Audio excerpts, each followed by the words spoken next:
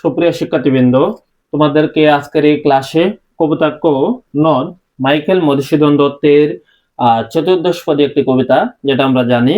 ওই চতুর্দশপদী কবিতার 14টি লাইনের দুটি স্তবক রয়েছে।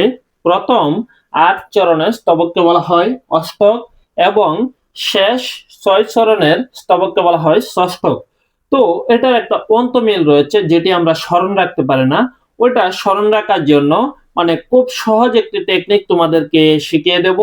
তো আমরা এখানে যদি দেখি, আমরা বাংলা বর্ণমালার ক, খ, ক, খ, এরপরে আবার ক, খ, খ, ক, এটা হচ্ছে আমাদের প্রথম 8 চরণের একটি অন্তমিল এবং শেষ 6 চরণের অন্তমিলটি হলো গ, ঘ, গ, ঘ, গ, ঘ।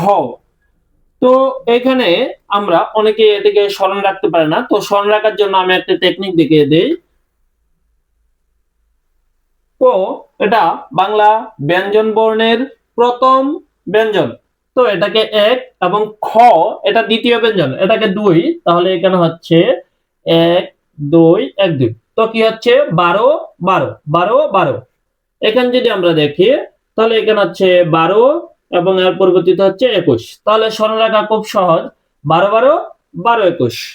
এর পরে ষষ্ঠকের মিল বিন্যাস যদি আমরা দেখি, এটা হচ্ছে বাংলা ব্যঞ্জন বর্ণের 3 নাম্বার ব্যঞ্জন এবং এটা হচ্ছে 4 নাম্বার ব্যঞ্জন। তো 3 4 3 মানে 343।